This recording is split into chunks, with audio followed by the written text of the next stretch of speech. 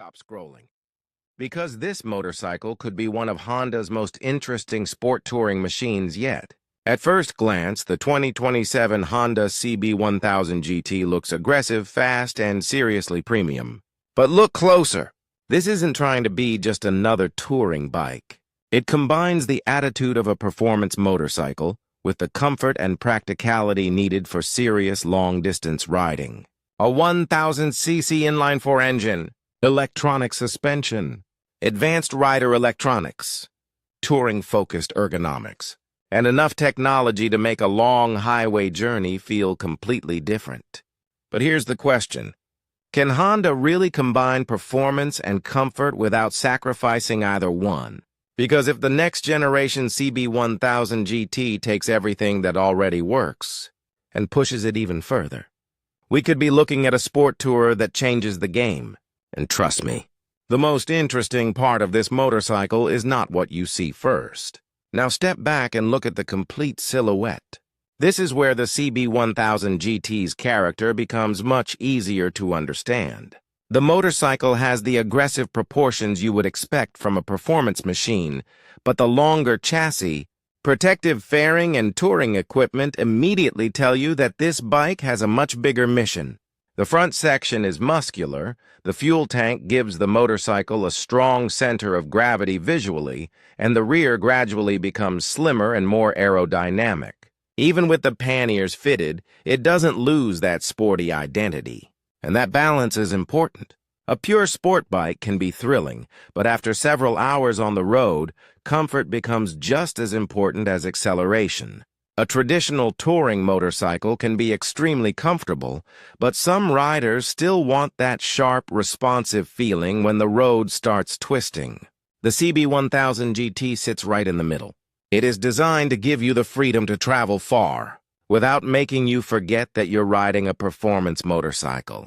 Let's move closer to the front, because this is one of the areas that defines the entire personality of the motorcycle. The sharp split LED headlights immediately give the CB1000GT a much more aggressive appearance. Then you have the wide fairing surrounding them, creating a strong aerodynamic profile. But the front of a sport tourer isn't just about looking fast. It has a job to do. At highway speeds, wind pressure can become one of the biggest sources of rider fatigue. That's why the windscreen, fairing shape, and overall aerodynamic design matter so much. The current CB1000GT uses an adjustable windscreen, allowing the rider to change the airflow depending on riding conditions. And underneath that bodywork, the front suspension and braking hardware are designed to handle a motorcycle that has both performance and touring responsibilities.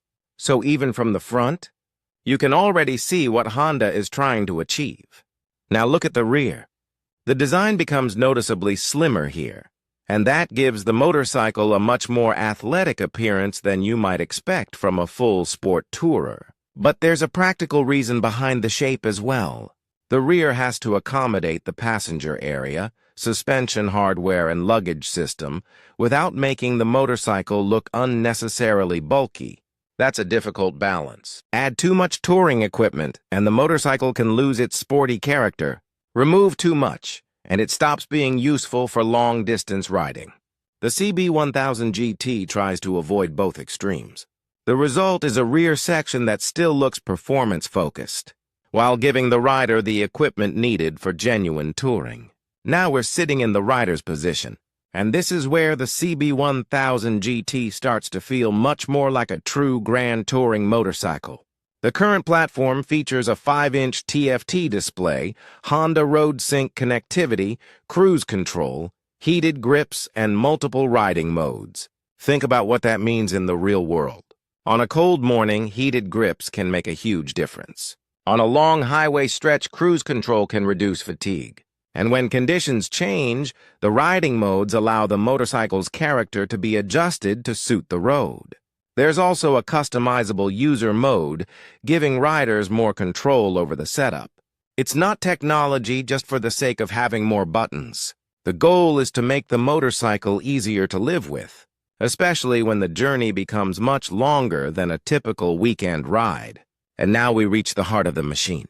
The current CB1000GT uses a 1000cc liquid-cooled DOHC inline-4 engine. Honda lists 110.1 kilowatts of maximum power and 102 newton-meters of torque for the current model. But the important thing about an engine like this isn't simply the numbers. An inline-4 has a very distinctive character. It can feel smooth and refined when you're cruising, but when the revs climb and the throttle opens up, the engine starts revealing its performance side. That makes it particularly well suited to a motorcycle like the CB1000GT. You don't have to ride aggressively all the time. You can simply enjoy the smoothness of the engine. But when the road opens up, there's still a serious performance machine underneath you. And that dual personality is one of the biggest reasons this motorcycle stands out. Once that four-cylinder engine produces its power, the transmission has to make that performance usable. The current CB1000GT uses a 6-speed gearbox with an assisted slipper clutch and chain final drive. It also features a quick shifter. For aggressive riding, that means faster gear changes and less interruption during acceleration. But there's another side to it. Smooth gear changes also matter when you're touring. You don't want every shift to feel like an event when you're riding for several hours. The best touring motorcycle is one that disappears underneath you. The controls feel natural. The gearbox responds exactly when you expect it to. And the engine delivers power without demanding constant attention. That combination is what turns raw performance into something genuinely usable. Suspension and braking are where the motorcycle's technology becomes especially important. The current CB1000GT uses electronically controlled suspension at both ends. That system has to deal with very different riding situations. A smooth highway is one thing. A rough mountain road is something completely different. Then add luggage, add a passenger, change the riding mode, and suddenly the suspension has a lot more work to do. The braking system is equally serious. The current motorcycle uses twin 310mm front discs with 4-piston Nissan radial calipers supported by a 6-axis IMU-based cornering ABS system. That combination is designed to give the rider strong braking performance while also providing electronic assistance when the motorcycle is leaned over. And that's exactly the kind of technology you want when performance and touring are sharing the same machine. The wheel and tire setup tells us a lot about the motorcycle's priorities. The current CB1000GT uses 17-inch wheels with a 120/70 front tire and a 180/55 rear. That's a familiar sport-oriented road setup. It gives the motorcycle the kind of tire profile and wheel size expected from a machine that still wants to feel responsive through corners. But the tires also have to work with the motorcycle's touring mission. They need to provide confidence on long highway runs, stability when carrying luggage, and predictable grip when the road starts becoming more technical. So again, it comes back to balance. The CB1000GT isn't built around one single type of riding. It's built around being good at many different types of riding. Now let's talk about the part that becomes more important with every mile: comfort. A motorcycle can have incredible horsepower, but if the rider is exhausted after 2 hours, that performance doesn't mean much. The CB1000GT is designed around all-day riding.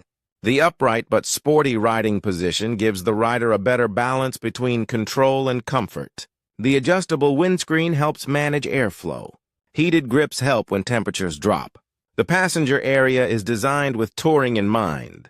And then there's the 21-liter fuel tank. Honda claims a range of around 201 miles under its published conditions. That means the motorcycle is built to keep the journey moving instead of constantly forcing the rider to stop. And that's really the definition of a GT motorcycle. This is where everything we've looked at so far comes together. The engine gives the CB1000GT its performance character. The chassis gives it stability. The suspension helps it adapt. The brakes give the rider confidence. And the electronics help manage everything when the road gets more demanding.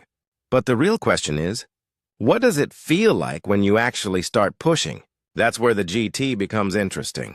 You can ride calmly for hours and then suddenly find yourself on a winding mountain road.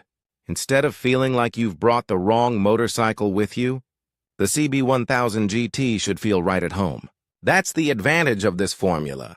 You don't have to sacrifice touring comfort just because the road becomes exciting. And you don't have to sacrifice performance simply because you need to travel a long distance.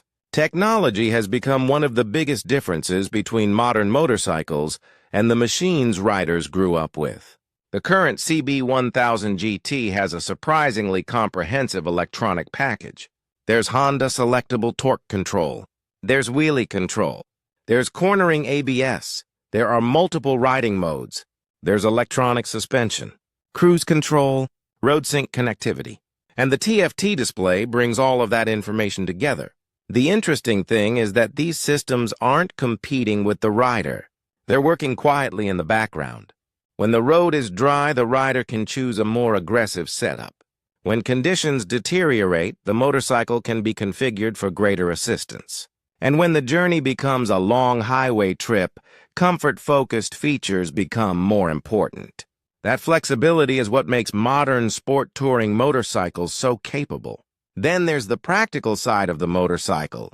The current CB1000GT comes with panniers as standard equipment.